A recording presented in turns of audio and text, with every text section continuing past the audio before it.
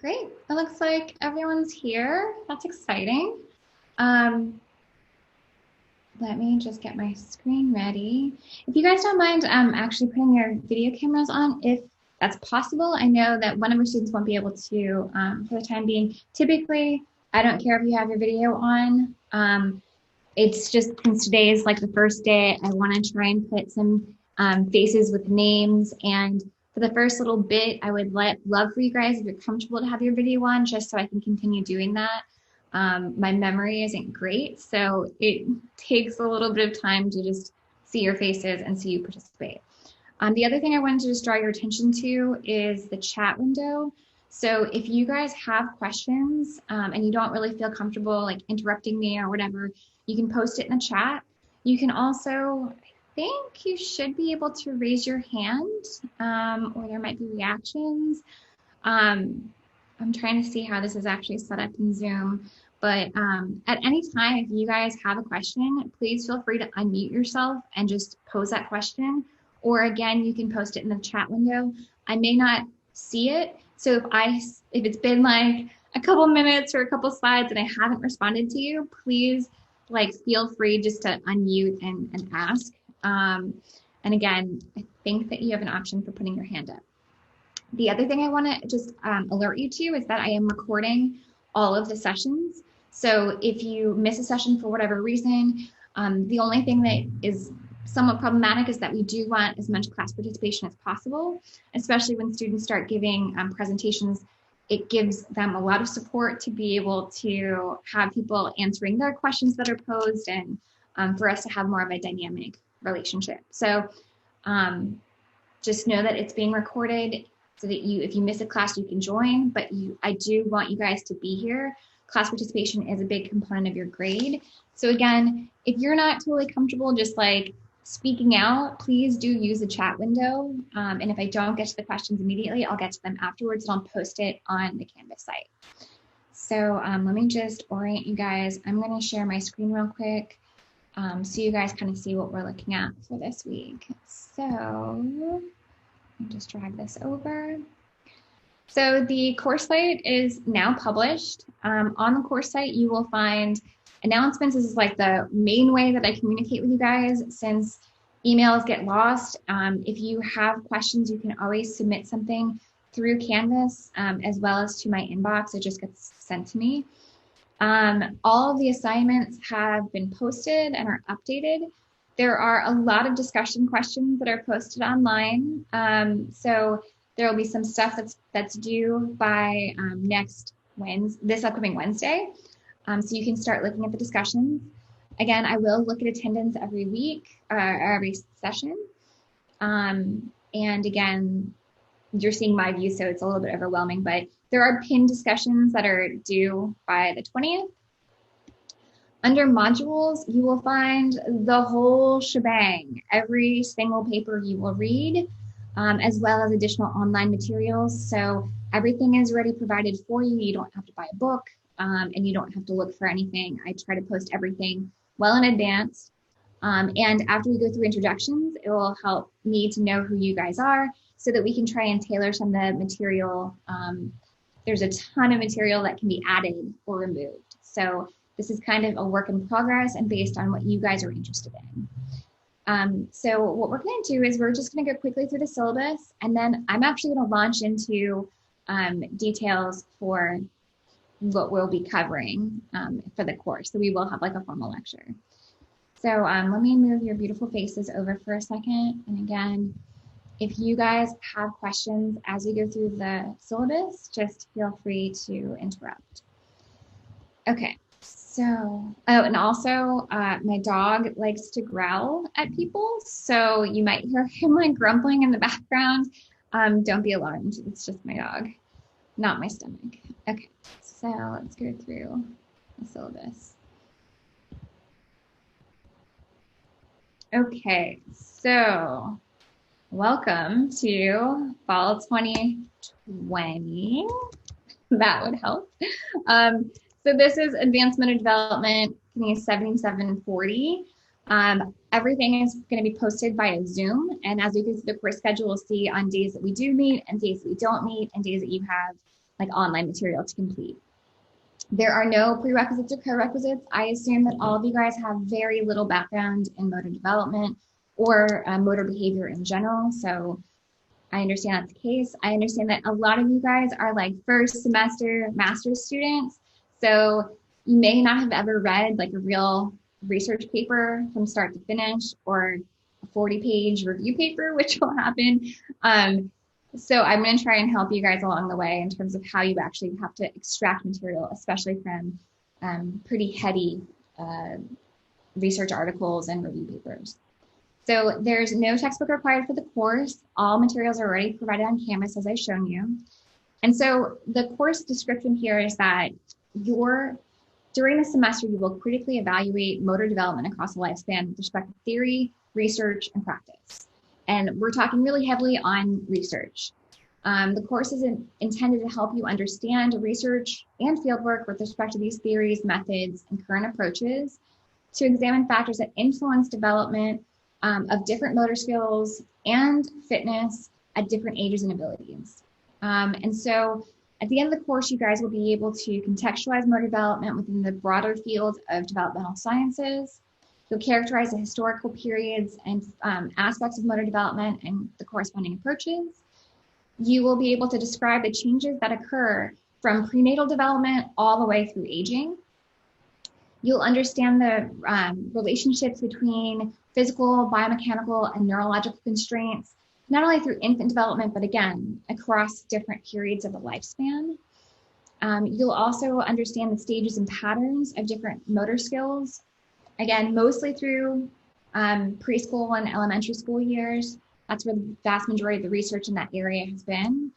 As we go through adolescence, you'll start to understand the physical, neurological, and hormonal changes that affect adolescent development and how this affects your ability to produce movement. And then we're also going to describe the factors of continual motor skill development and physical activity participation in aging and adulthood. And then lastly, and this is a very, very small piece, you're also going to contextualize movement disability with respect to typical trajectories of motor development by using assessments and adapted activities that would be appropriate for developing motor skills and promoting physical activity in those that do have movement disabilities. So online learning expectations, obviously you guys already have your webcams working, hopefully stable internet access. If you guys ever need technical support or materials like your webcam breaks, do contact the AU bookstore. They said that they have like discounted webcams and things like that. The other thing you might be able to do is what are they called? The Media Center through Learning Resource Center, the LRC. They may also have like laptops and webcams that you can borrow for the semester. I'm not sure how many they're going to have, but it is, they're supposed to serve people that are in the College of Education. So you might want to look into that. And they are also in the Haley Center. So each session we meet, I want you guys to contribute both to your own learning as well as the learning of your other students through our different modules, meaning that you're going to read, reflect, talk about your own applied experiences, collaborate, and write research papers and also present on research papers. You should be aware of the days that we have synchronous meetings and then things that you might have to do asynchronously, including online lectures and discussions. And then, of course, in addition to the discussion board, which is done asynchronously, I do want you guys to try to participate during the meetings, but also be respectful in your participation to other people. Okay, so course requirements. The in-class and online discussions are 15% of your grade. So the idea is that you will post material on the day, ideally the day before we start our class, but all of the discussions are actually officially due the day after class, that we talk about some type of material. In addition to posting a response to your discussion, you're also going to either like or comment on another person's post. So 2 parts for every single thing that we're going to read. Some weeks will have multiple discussion posts, so you will have to keep up. It does go very quickly. Other weeks, since you'll have like a something due that week, you might not have a discussion post for a particular reading. Okay, so almost every week, almost every class, you guys are going to have things due. And we're not talking about like pages of reflection. I'm talking about a good, concise paragraph for each of the discussion questions. Another big part of your overall grade is a research paper presentation. So the first, I would say, almost 3 weeks of the class, I will be presenting on the research papers. And that's intended to give you guys a model that you guys can follow when you present on research papers. And it gives you some time to try to understand what I extract out of research papers so that you feel more comfortable doing the same when you have to do your research presentation. These research presentations are significantly facilitated by me, okay? So you will meet with me ahead of time. We will go through your draft of your PowerPoint presentation, and we will also meet to make sure that you understand, you know, all the aspects of the research paper and that you feel comfortable with presenting the research paper. I will also facilitate it in real time, okay? So you're not gonna be like completely on your own when you're doing this because this can be a bit of a daunting task. So you will have some help in that process. Second thing that you're gonna have to do is a reflection paper, and that's broken up into slightly more bite-sized chunks. The first thing that's due is an annotated bibliography. The purpose of the annotated bibliography, let's see, hold on a second, chat. Oh, the presentations are gonna be individual, okay? So big thing, this takes a lot of time to do because we have, I think, 17 people in the class.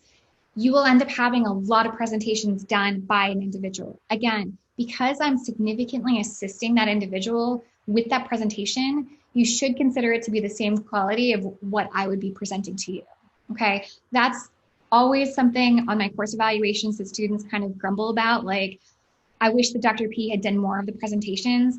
I am, with your help, okay? So I do want you guys to feel like the quality of the research presentations are equivalent to what I would be presenting. Thank you for that question. Okay, so back to the annotated bibliography. The purpose of the annotated bibliography is to help you get started on your reflection paper. So your reflection paper only requires 5 references, but the annotated bibliography gets you reading to understand that in order to get 5 good papers, oftentimes you're gonna need like 3 times that number. So the annotated bibliography will help you identify at least 10 key papers relevant to your research paper and help you to begin formulating your research questions, hypotheses, and identify key themes. So it's really important to get that started early on. It gives me an opportunity to check, you know, that you're making good progress on reading, that you've identified reasonable and relevant papers, and that you have a critical eye for the quality of the research papers you're including, okay? The second thing is submitting your draft for peer review. So one of the things I think is really important is that you guys get good feedback, and oftentimes that doesn't have to come just from me. And so you become a more critical eye to your own writing and become a better writer by doing peer reviews.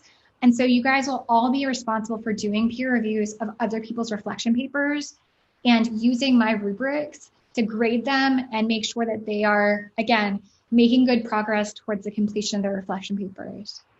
You will have an opportunity for extra credit by doing additional peer reviews, okay? So that way, additional students will be able to weigh in and you can look at the feedback across, across multiple people. And then I will also look at your draft and provide you with additional feedback if I feel like the peer reviews were a little bit critical, like overly critical, or if they're missing something really big. So you do get kind of periodic feedback throughout the course in addition to me from other students. And then the final reflection paper, which is just the culmination, the final draft of what you've been working towards throughout the semester, is going to be 5 pages, single spaced, with a minimum of 5 references. And sorry, I'm going to put this kind of up to the corner so I can see it. And you have 2 options. So the first one is a synthesis and update. So in this case, you're going to take 1 paper from class and you're going to identify 4 more recent papers that talk about the same theme, problem, or use the same methods. And the idea here is that you are creating a bridge between some of the more historical papers that we're reading that I think are very important to what's been done in the last 4 or 5 years. So for example, you can write a paper on the relationship between motor development and physical fitness in childhood and adolescence. And you would provide an update based on, say, the Studden et al. 2008 paper and what has been done in the last 5 years to talk about the relationship between motor development and physical fitness in childhood and adolescence. The other option is to talk about some population that has some type of developmental or acquired disability. So in this case, again, you'll take 1 paper from class and you'll find 4 other papers that again use a similar method or focus on a set of movement abilities. But the population under study is that has a developmental or acquired disability.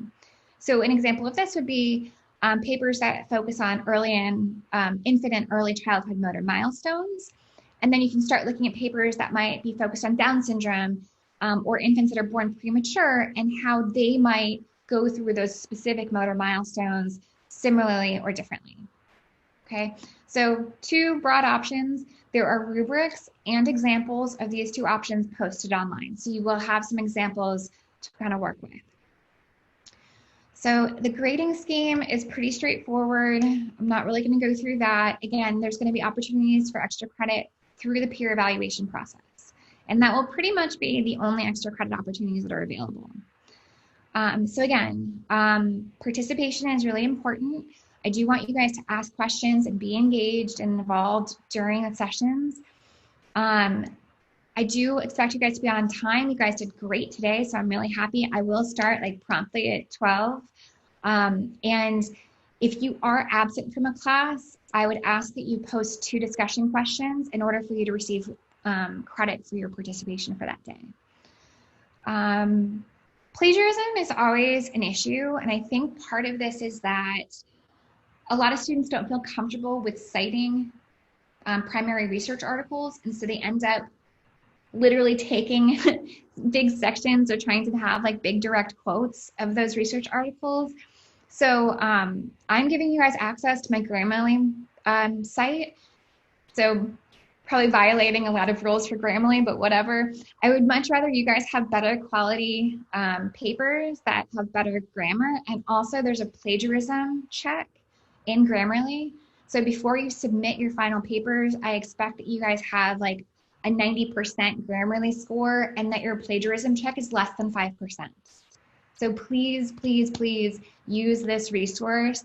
Typically you have to pay for this resource. Just use my account, delete your paper after you're done, and make sure that you haven't overtly plagiarized from your primary sources. Okay. Student accommodation. So anybody that needs to have an accommodation has to get that process approved through AU Access. I've already received accommodation requests from different individuals. And typically what this will involve is that a lot of the accommodations are already going to be given simply because I will post a recording and a transcript of each of the different sessions for you on Canvas. So if you need someone to do notes or to take have note taking, then that can be done. If you want to ask questions during the class, you can always use the chat function. You can also email me after class if you're uncomfortable or unable to ask your question during class. And of course, there's the online discussion questions. So if there are additional accommodations above and beyond these, just let me know and I'll go through that process with you. So again, you guys are grad students. I shouldn't have to tell you to be prepared and to be engaged and to be tolerant of other people's perspectives and backgrounds. That should be across the board. I am very, I don't know how to say this. diversity is a very important thing, and diversity comes in many different forms.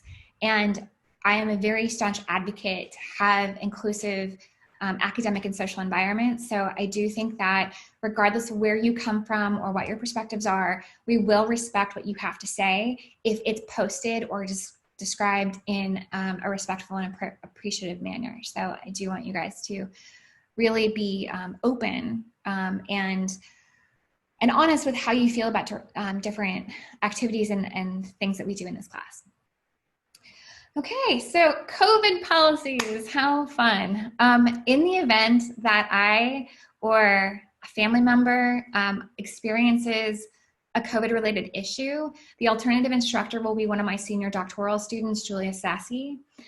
If you experience an illness or a COVID-related absence, please notify me in advance if it's possible. Please provide me with your medical documentation if it's possible.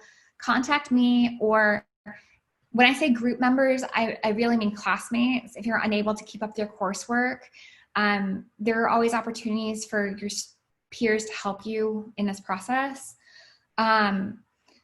If you're unable to fulfill the requirements for the course because of an illness or a COVID-related issue, please let me know as soon as possible.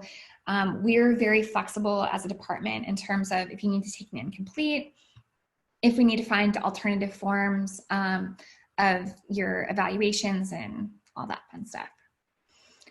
Okay, so I'm gonna go through the course schedule very, very quickly because some of these topics are subject to change. And I would rather us actually get to know each other rather than focus on these things. So as you can see, the vast majority of the class is going to be through Zoom. I posted the Zoom link on Canvas, so you have it. And there are a few days where you have like an online lecture that you need to complete. It's intended to help supplement the readings that we're going to do, especially some of the longer readings. And then on days where we actually have a significant thing due, there will be no class. So on days where you have like your annotated bibliography or your peer review, or when you submit your final reflection paper, there will not be class that day.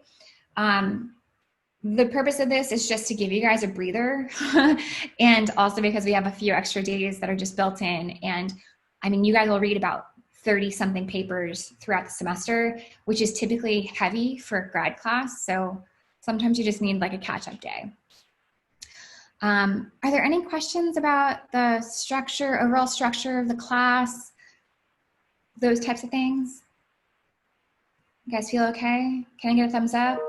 Just want to make sure we're good. Okay. Okay, so I'm gonna stop sharing my screen. Oh, right. So just real quick, discussion due dates. So let me show you just real quick. So what the heck? Zoom is like so annoying sometimes when it comes to, okay. So discussion questions. Oh, that's the wrong class. Give me a second.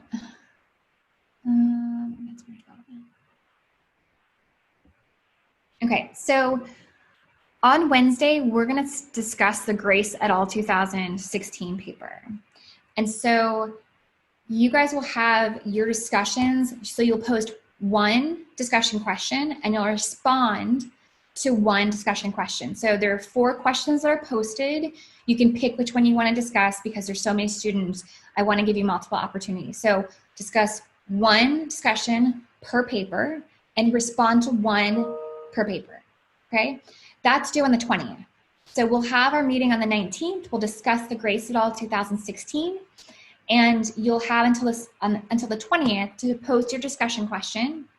And then by the 21st, I'd like you guys to respond to the discussion question. Does that make sense? So before we have our next meeting. And then because the Adolph and Robinson paper, which is the next paper we'll discuss, is 40 pages long, that will be a multiple day discussion of that paper. So I'll post that so it's due like on Friday of the following week. So you have plenty of time to kind of digest the material, learn from the lectures, and then post something meaningful in discussion, Okay, so I'll make sure that under the announcements, I make sure that I tell you guys when things are due, but you'll also see that the due dates will be posted. Let's see if there's another question. Yeah, so I'll update the syllabus from, it should be for the 2020, but I'll get that updated at the end of the class. So we'll deal with that right after you guys are done. But actually, you know what, even though the syllabus isn't updated right now, all of the assignments that are posted are updated. So those are consistent with the updated due dates. Okay, any other questions that you guys want me to cover before we dive into our lecture? We're okay? Okay, so let me just, again, stop sharing my screen. And then what I'd like to do is have you guys give me just a brief introduction.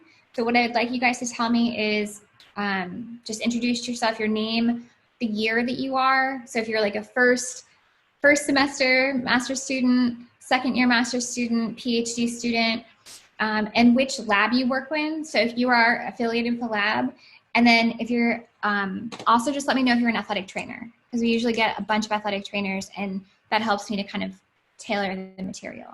So we're gonna just go in order of what I see, and so you can like kind of unmute yourself when we get that. So we'll start with Catherine. Hi, my name is Catherine. I do go by Katie.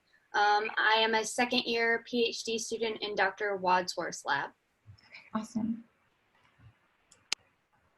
Okay. Hannah.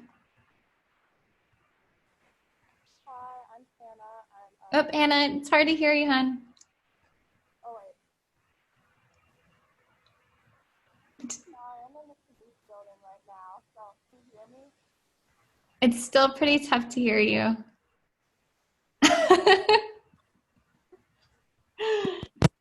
Oh, I think that's gonna work. There we go. Awesome.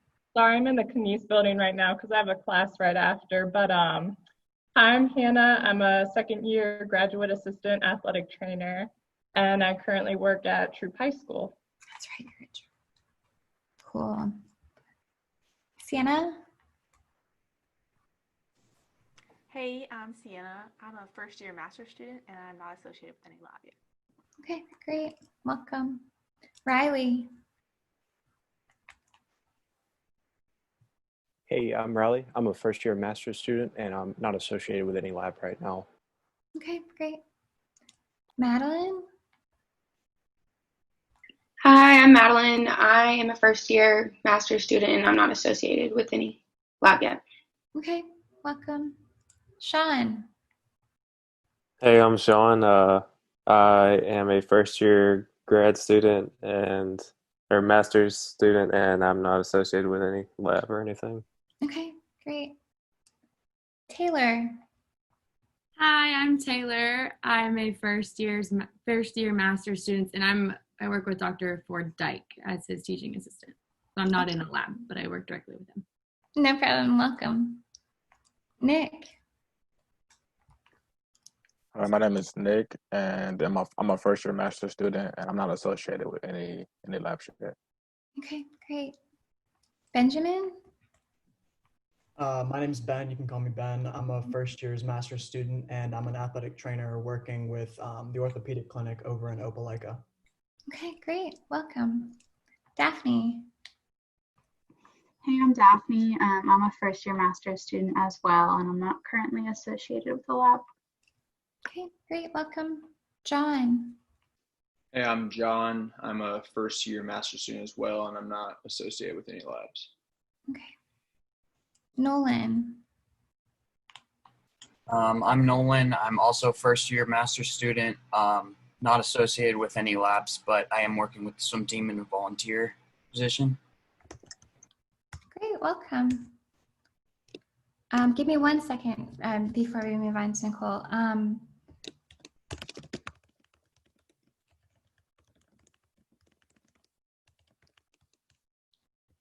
Nicole. Hi, Dr. P. I'm a second year PhD student and I work in Dr. Oliver's Sports Medicine and Movement Lab. Awesome. Welcome, Nicole. Jonathan. Hey, what's up, guys? I'm Jonathan Bush, as you I'm a second year master's student, and I do not have any current Auburn lab affiliations. So. Okay, great. Abby. I am. Oh, there's two Abbies. Abby Corso. Sorry, Abby Britton. Let's do Abby Corso first, and then we'll do Abby Britton after. I'm Abby. I'm a first year master's student, and I'm not associated with any lab. Okay. Abby Britton. I'm also Abby. I guess I'm a second year master's student, and I'm under Dr. Oliver. Awesome. And then Janae. Hi, I'm Janae. I am a second year master's student, and I am an athletic trainer at Lee Scott. Awesome. Are you taking over for Carly? Yeah, she's actually gonna be switching full time to the clinic, the orthopedic clinic. Yeah, she's gonna be a medical assistant over there, so I'm taking over for her. That's very exciting. Yeah. And then our last student is Matt Beth. So Matt is, I think he might still be in the hospital. There was an accident, so he is joining us, but he can't actually type his introduction at the moment. But we will have Matt introduce himself the next time that we can actually meet. Oh, there we go. So Matt is a first year master's student, and he graduated from exercise science just now. So welcome all of you guys. I am so excited to start the semester. Can I just get a show of hands real quick? How many of you guys are more interested in biomechanics versus exercise physiology? We'll go through like the list. So it's, motor behavior, exercise physiology, and biomechanics. So let's do biomechanics first, because that's usually like the bigger one. Can I just get a show of hands of how many people we're talking about? Like 1, 2, 3, 4. Okay, good. And then motor behavior? Oh, that's a good number too. And then exercise. Any lone hand? Okay. So the class will reflect basically that, because we've had, in the past, we've had fewer numbers of students from XPhys that end up taking this class, which means we have fewer physiological-based studies. There are a few that focus on nutrition, that focus on hormonal changes and changes in physiology, both in adolescence and in adulthood. But what you'll see is that a lot of the studies are actually focused on some type of either biomechanical outcome, injury outcome, or some type of developmental change in terms of a motor skill or motor milestone. So awesome. Welcome, guys. So let me go ahead. I'm going to share my screen real quick, and let's just dive in to help you guys get ready for the first assignment. Let's see.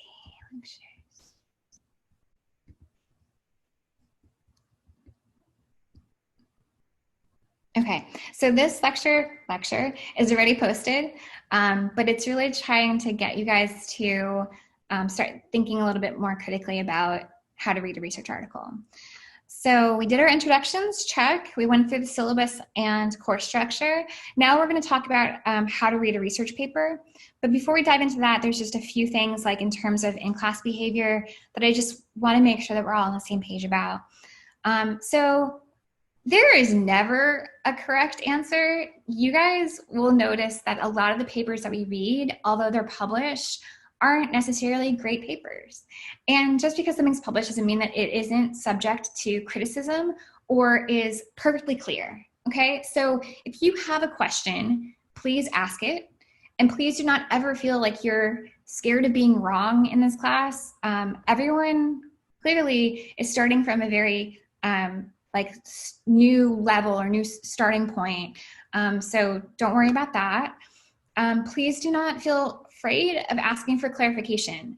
I speak very quickly, so if I'm not clear or the material I'm presenting is not clear, I'm sure that multiple students will have the same question. Okay, so please feel free to ask for clarification. And then off-task behaviors, I don't even care anymore. I mean, COVID is crazy. Something might happen where you guys are dealing with something like with an athlete or with your family. I don't even care. If you're texting or you're emailing or you're doing something, that's on you. But if it's something that's really important that you need to communicate with me because there's some issue that you're dealing with and it's going to affect your schooling, please let me know, okay? I'm very sensitive to what's happening right now. Okay, presentations. So what you'll see on presentations a lot of times is a lot of text. I want to try to move away from that. I want the presentations, including my own, to be just discussion points for us to move from.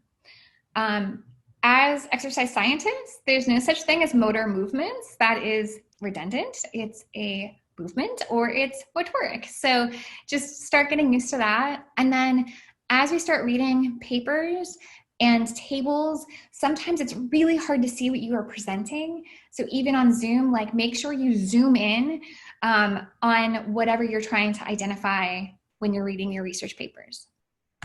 Okay, so this is more with respect to the research papers you guys will be doing. And again, this will be with respect to your annotated bibliography and in the final research paper. Oftentimes, you guys are going to read like 10 papers to find 5 good papers. It's just a process of, you know, learning to become a critical evaluator of research, and you'll become better at doing that. But just know that if I ask you for 5 papers, don't just pick the top 5 on Google Scholar. They might suck and be completely irrelevant. So just know that you're probably gonna have to do a lot more work than what I'm suggesting that you're doing. Paraphrasing, oh my God, you guys, we're gonna work on writing so much this semester. Paraphrasing does not mean that you're changing 1 or 2 words using a thesaurus, okay? And I'll post something from Thug Notes. I don't know if you guys have ever seen this. This is like my favorite thing. It's basically like Spark Notes, but it's some interpretation of some like traditional classic text like Shakespeare or I'm trying to think of some of the other ones they've had, but like it's really in the person's own words. And it's a great way of getting out of the idea that to paraphrase something is to use a thesaurus. And obviously plagiarism won't be tolerated, so we're just not gonna even deal with that. Okay, so let's dive into like what actually matters. What you're gonna learn to do this year is to read a research paper. And our first research paper that we're gonna talk about is really interesting. It talks about prenatal exposure to exercise and how that might impact long-term health and wellness of infants. Now, it's a little bit out of order, but it is an experimental study that enables us to kind of play around with how to read a research paper critically, okay? And it gives you like a starting point to do that. So let's just, I mean, we can put stuff on the chat. Why do we read research papers? Why is research actually important as opposed to textbooks or websites or print media? So I'm going to make sure that I can actually see the chat window. And I want you guys just to type something in the chat window in terms of why you think it's important to read a research paper.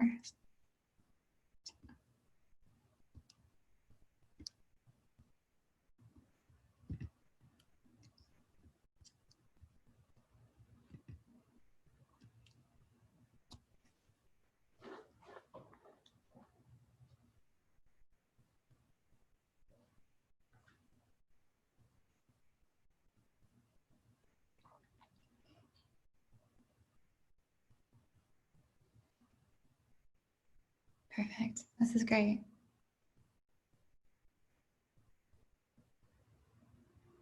Thank you, Nicole. That one's really important. Articles are peer reviewed. Doesn't mean that it's perfect, but it does have some type of vetting. Different points of views. Definitely, you're going to see lots of points of views in terms of theoretical frameworks, also in terms of experimental methods. I like that we've been seeing like up-to-date, relevant, new, uncovering information, expansion or new evaluation of old concepts. All of this is awesome. One thing that's going to be interesting, Riley, with Riley's point in terms of truth, is that we're always uncovering new information. And this is something that I think is really relevant, especially during COVID, which is that as we do more studies, we uncover new information. And new information doesn't mean that what we found previously is incorrect. We're just learning more. And I think that's something that, I don't know how you guys are with your families, but my families are always like, or my family members are always like, well, they said this and then it contradicts, this new thing contradicts what we knew previously, so science is wrong. And it's like, no, science is an imperfect process. It's not truth per se, but it's trying to uncover levels of evidence that get us closer to understanding things. So one thing, again, that I should say is a pet peeve is that when you guys read a study, even if the evidence is compelling, even if the study is large, even if the methods were great, that study doesn't mean that something's correct.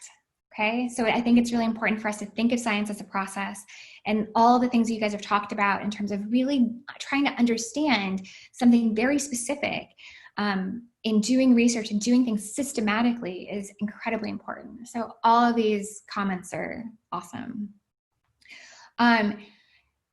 Oftentimes textbooks are old data. They're pulling from old information that might not be as updated. It's not that the textbooks are not truth, but they might not have the whole picture. And that's why we end up having, updated textbooks. Websites, who knows who wrote that? There's no vetting process. There's no peer review process per se. It could just be like some mom sitting in her room writing something random about motor development. Like, you will see that that's the case. There's no reason that that person would be an expert, so to speak, and has dedicated a lot of time to the study of that particular process or that particular developmental sequence. And then print media totally depends. Oftentimes, print media is subject to editorial bias, subject to readership bias.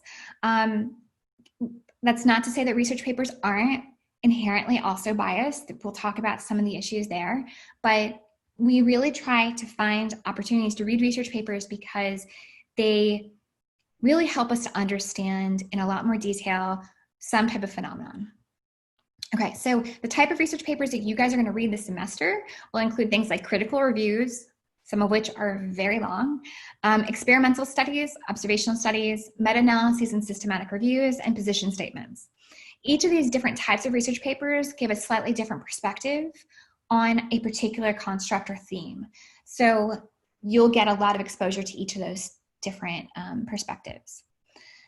Let's see if I can get this. Okay, so let's think about just the basic components or general structure of an experimental research paper. Typically, there's an abstract that gives like the quick synopsis of what is this paper, what's the purpose. Sometimes it'll include the hypotheses, brief information about the methods and the population, brief information about the results, and usually like 1 or 2 sentences about what it means. What do the results mean, or why does it matter? So we'll go into each of the different sections and talk a little bit more about what you should be extracting as you're reading a research paper. Okay, so one thing that I want to just post or have you guys post is what is the purpose or goal of each section? So we kind of talked about the abstract. So what's the purpose or goal of the introduction? And we'll have like just a couple before we move on. So we'll have a couple people respond to the introduction, a couple people respond to the methods, a couple people for the results in the discussion. So what's the purpose or goal of the introduction?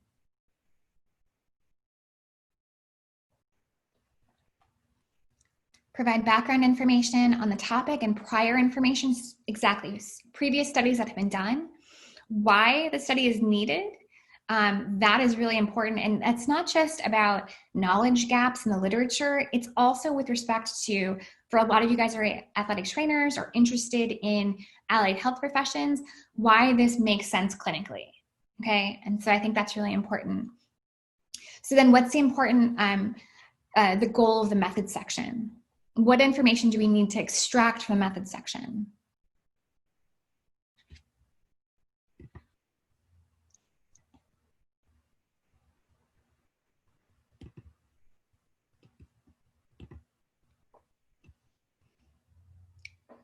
Perfect. Things like study design, participants, equipment, procedures, statistics. Exactly, John, the how. How did you do it so I can replicate what you did?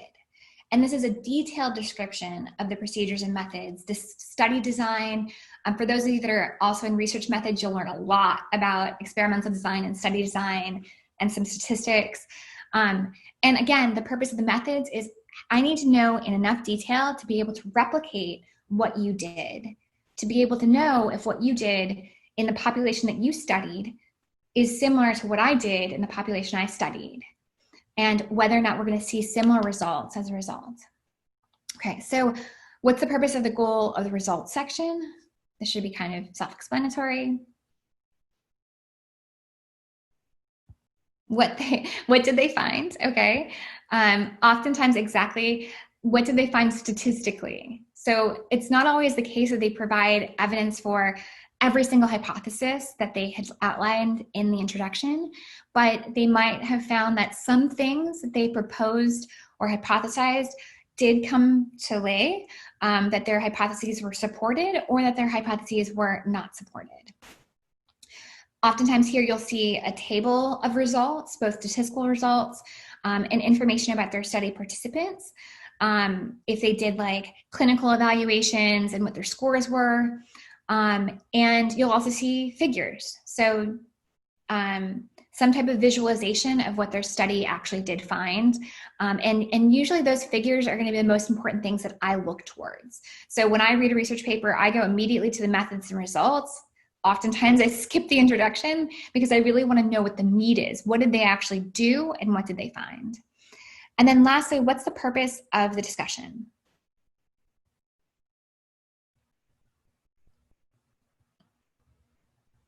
Perfect, Daphne, explaining the implications or what the results mean in a clinically meaningful way and also a research meaningful way. So what do we do moving forward? Absolutely, so Nolan, you'll often go back and compare your hypotheses with your results and see whether or not what you initially had proposed based on the previous literature is actually supported.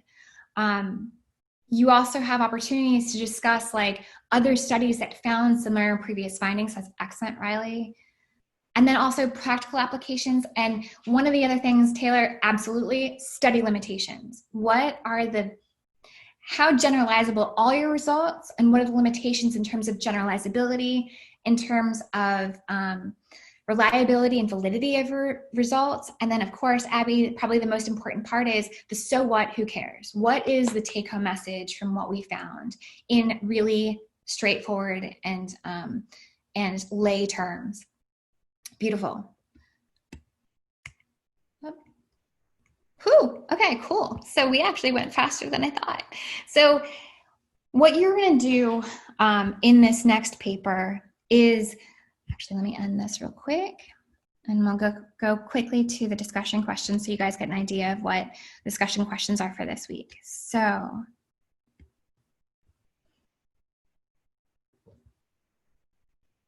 okay, so you guys are gonna read the GRACE study and you're gonna go through and respond to certain aspects of the study. So in this discussion question, you're going to describe the strengths of the GRACE study, and you can include details about the participants, methods, results, generalizability.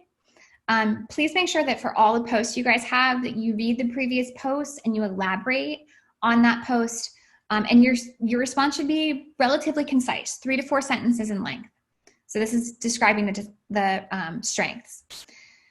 Second post is discussing the future directions. So based on the findings from this study, what would be the logical next step?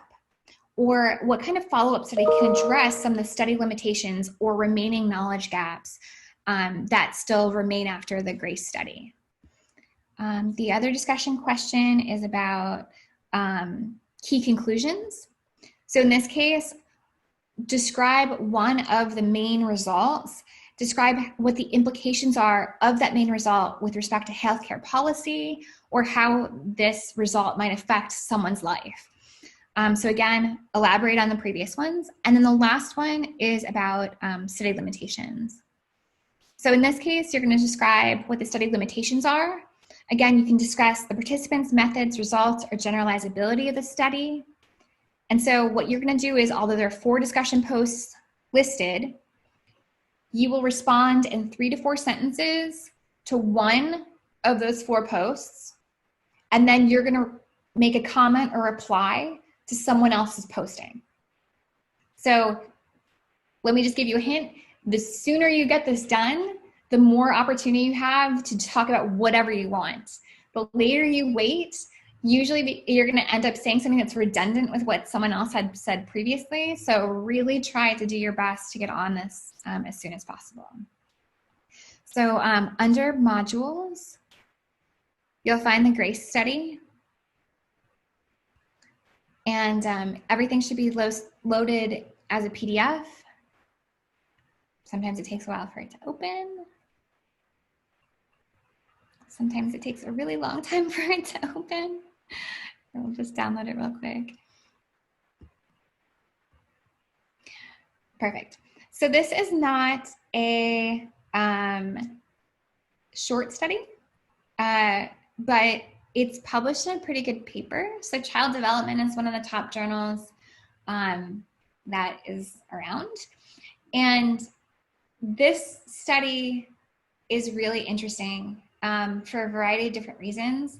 One, I have a 6-month-old, and thankfully, there was no COVID when we were pregnant, but this is a major issue for parents right now and people that are pregnant, is the issue of gestational stress and how this could lead to long-term problems in motor development. And honestly, COVID's associated with a whole bunch of things in terms of social development, right, for young kids. And so I think that this is a really relevant and interesting paper for us to discuss as a first start. And it also helps us to think a little bit more about how early impacts can have long-term outcomes in terms of motor skill development. So I really love this study. I hope you guys really get a lot out of it. I think it's a pretty high quality study, even with its limitations. So that's pretty much all I have to say for today. Do pay attention very closely to those components that we're talking about in the chat. Pull out the most important information, what you think is the most important information from each of those different sections, and you'll see whether or not when I present on this paper on Wednesday, if what you pulled out aligns with what I pulled out, okay? Okay, I'm gonna stick around for another couple minutes if you have questions or comments, and then I'll post the recording and the transcript onto Canvas and the updated syllabus, thank you for reminding me, onto Canvas later this afternoon. Okay, if you don't have any questions, I will talk to you later. If you're in my 70-10 class, it's a different Zoom, okay? So you have to sign on to a different Zoom, but okay. I'll talk to you later. I'll stick around for another couple minutes.